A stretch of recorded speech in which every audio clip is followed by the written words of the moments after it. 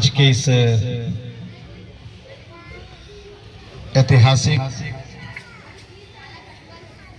क्षण में, जिस दिन देश हमारा स्वतंत्र हुआ, आजाद हुआ, अभी ये बच्ची पूछ रही थी अपने पापा से, ये फूल क्यों दे रहे हैं? जब मैं ध्वज फहरा रहा था उस समय में कुछ बच्चे आपस में संवाद कर रहे थे। ये जो बच्चे हैं, हम सबके जो सपने हैं, जिनके लिए माँ, पिता, परिवार सब कुछ करने को तैयार रहता है, जिसके पास साधन की कमी है, वो अपने निमित्त साधन के अंतर्गत बच्चों को अच्छे से लालन पालन, उसकी परवरिश करने का भरकस प्रयास करते हैं। जो थोड़े सक्षम हैं और उनके अच्छे स्कूलों में पढ़ाना, ट्यूशन लगाना, उनका और देख रेख करना। जो धनाढ्य हैं, इसी प्रकार से क्रम चलते रहता है। लेकिन इसमें कोई गारंटी नहीं है। वो पढ़ा लिखा बच्चा डॉक्टर, इंजीनियर, आईएएस, आईपीएस सब बना सकते हैं, अच्छे इंस्टीट्यूट से करके, अच्छे कॉलेज में एडमिशन करा के, डोनेशन दे के। जो धनाढ्य परिवार का बच्चा है वो आगे बढ़ सकता है।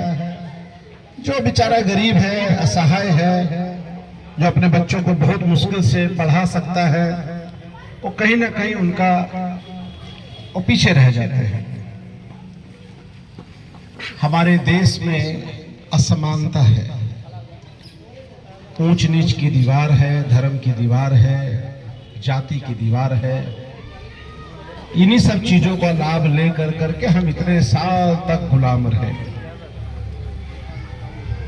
हम स्वतंत्र हुए, इसका तो खुशी है, लेकिन हम गुलाम क्यों हुए, इसके बारे में चिंता भी तो करनी होगी।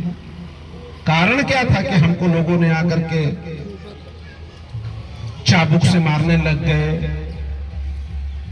हमारे ऊपर में आकर के हुकूमत करने लग गए, जो चाहा किया, जो चाहा लूटा, हमारे धार्मिक स्थलों को तोड़ा, कुचला, नालंदा यूनिवर्सिटी को खत्म कर दिया, हमारे संस्कारों को लूटने का काम किया, और हम देखते रह गए, देखते रह गए, देखते रह गए, क्योंकि हमारे अंदर में एकता की कमी थी।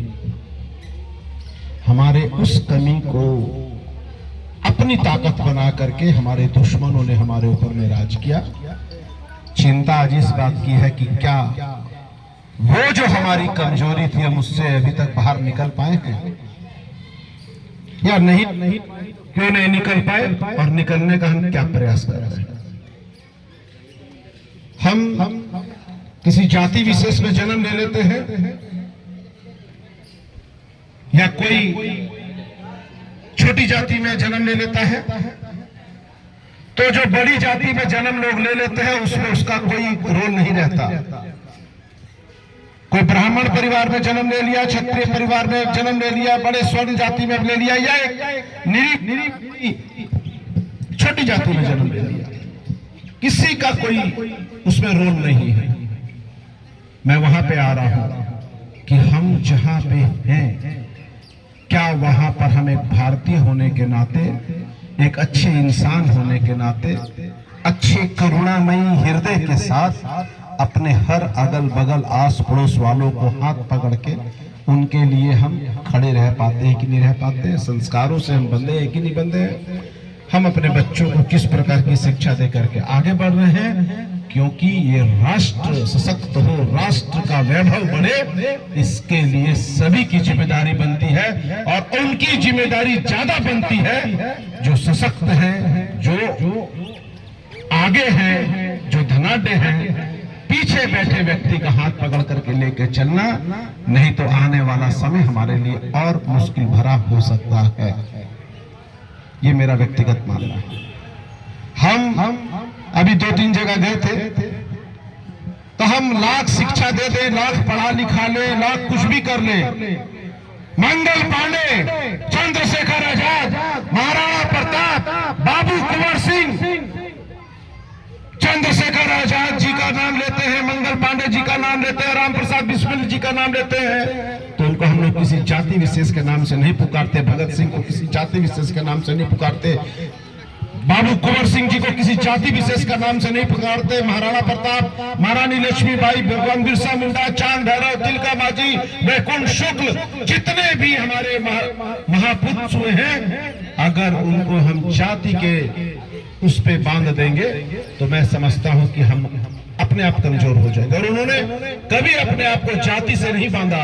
महापुरुषों को, हुतात्मा को, वीरों को, बलिदानों को आज हम अपने आप जाति में बांधने का काम करते हैं, जो गलत है। आज जब हम झंडा तोलन करने के लिए यहाँ पर उपस्थित हैं, जब हम अपने तिरंगा को नमन करने के लिए यहाँ उपस्थित हैं, तो ये बस्ती वासियों का एक जिम्मेदारी बनता है, हम लोगों की जिम्मेदारी बनती है। हम राष्ट्र के उत्थान के लिए, राष्ट्र के परम वैभव के लिए हमारे वीरों ने, बलिदानों ने जिस प्रकार की कुर्बानियां दी हैं, उनको नमन करने के साथ साथ आने वाले हम अपने बच्चों को किस प्रकार का शिक्षा देने का काम कर रहे हैं। हम अभी मैं कुछ कहूं, ये मेरी बातें हैं, ये मेरे सब लाख बड़ी बड़ी बातें कह लें, हम लाख बच्चों को डॉक्टर, इंजीनियर और आईएएस आईपीएस बना लें, लेकिन अगर हमारा बेटा आईएएस आईपीएस बन के एक अच्छा इंसान नहीं है, तो मैं समझता हूं आईएएस आईपीएस बनने का कोई लाभ नहीं है क्या? बोलिए। अगर वो डॉक्टर है, बहुत बड़ा डॉक्टर है, उसके मन में करुणा नहीं है, दया नहीं है, भाव नहीं है, तो डॉक्टर बने ना बने क्या दे? सबसे पहले अच्छा इंसान होना जरूरी है। हम कहते क्या है, बोलते क्या है, लिखते क्या है, ये अलग विषय है, लेकिन हम करते क्या है, करते हुए अपने बच्चों को दिखते क्या है, बच्चे वही देखेंगे जो बच्चों को दिख रहा है कि हम कर क्या रहे हैं। अभी फूल का गुलदस्ता दिया, इस पे क्वेश्चन है उनका, इस पे क्वेश्चन है इस बच्ची का। तो जो हो रहा है, जो देख रहे हैं बच्चे, उसी को देखते हैं, उसी का अनुसरण करते हैं। आइए हम आज संकल्प ले, हम जाति पाति धर्म की दीवार को तोड़ के भारतीय होने के नाते, आज सोशल मीडिया में मैं बातों को इसलिए कह रहा हूं, सोशल मीडिया उठाता हूं, जात पात में हमें लड़ा दिया जाता है, कह दिया जाता है कि वो गलत है, वो गलत है, वो सही है, वो गलत है। कोई सही नहीं है और कोई गलत नहीं है। गलत वही है जो राष्ट्रीयता के भाव के ऊपर जाकर करके छोटी मानसिकता का है, वो चाहे कोई भी हो, को तोड़ना चाहिए, तोड़ना होगा।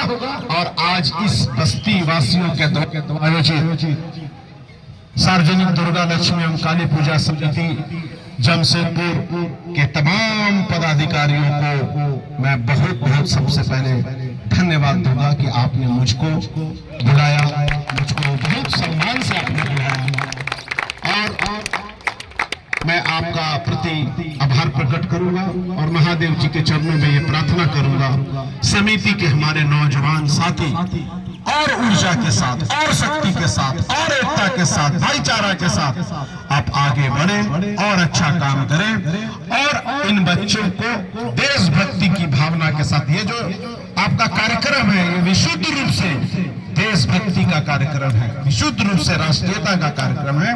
आज उपस्थित एक एक बच्चों को मैं उनको प्यार और उनको सत्कार के साथ आप सभी बच्चों के उज्जवल भविष्य की कामना करता हूं।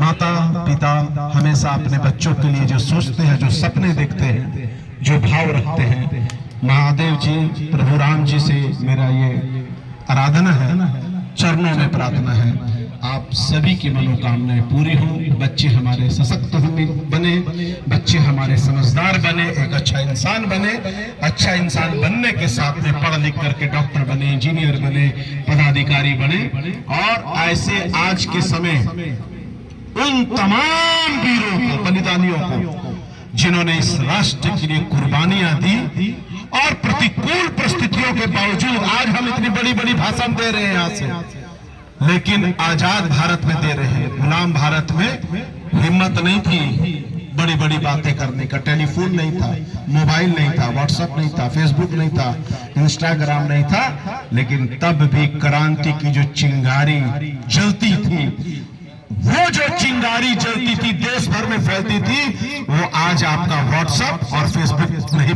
बना सकता है। वो अलग चिंगारी थी, देशभक्तों की चिंगारी थी। वो एक संदेश जाता था, एक डाक चलता था, तब जाकर के हमारा ये प्यारा देश आज आजाद हुआ था। हम आजादी के इस हवा में आज इसका आनंद ले रहे हैं। आइए, हमारा जमशेदपुर बहुत ही प्यारा शहर है, एक गुलदस्ता है। यहाँ पर सभी वर्ग के, सभी राज्य के लोग इत्मीनान से, अच्छे से भाई बनकर करके प्यारा पारिवारिक रिश्ते के साथ में हम आगे चल रहे हैं। ये जमशेदपुर की जो तासीर है, ये जमशेदपुर की जो सुंदरता है, सौंदर्य है, आने वाले समय में भी बना रहे। इसके लिए हम सब को जो यहाँ बैठे हैं, हम सब की एक जिम्मेदारी बनती है। बूंद बूंद करके ही घड़ा भरता है। आज इस बस्ती के जितने भी हमारे नौजवान साथी, समिति के लोग और अन्य जितने बच्चे हैं, आप सबको ये जिम्मेदारी है, ये जमशेदपुर हमारा प्यारा और सुंदर बना रहे। उसके लिए हम संकल्पित भाव से आगे बढ़े। आप सबको आज के इस बहुत ही शौर्यमय दिवस के अवसर पर, स्वतंत्रता दिवस की बहुत बहुत शुभकामनाएं। ये कार्यक्रम केवल एक कोरम ना बन के रह जाए, हमारे बच्चे आकर के ताड़ियां बजा के, राष्ट्रीय गीत बजा के घर ना जाए, हम उनको बता पाए कि बच्चे जो हैं, ये आजादी हमें कैसे मिली, किस प्रकार से मिली, कितने लोगों ने अपने इस लहू और को से सींचा है इस राष्ट्र को आजादी दिलाने में, कितने लोगों ने फांसियों के तख्ते को चुमा है। जब तक इन बच्चों के अंदर में वो भाव हम दे नहीं पाएंगे, तब तक मुझे लगता है कि इस प्रकार का जो कार्यक्रम है वो कहीं ना कहीं अधूरा रहेगा। हम इसके साथ साथ में कुछ चित्र पर प्रतियोगिता भी करें, कुछ चित्रकारी प्रतियोगिता करें, कुछ डॉक्यूमेंटरी कार्यक्रम, डिजिटल कुछ उनको मूवी दिखाएं समय समय पे, ताकि इन बच्चों को हम वैसे चीजों के साथ जोड़ पाने में, क्योंकि आज का कार्यक्रम में इतना समय नहीं होता है कि उन तमाम चीजों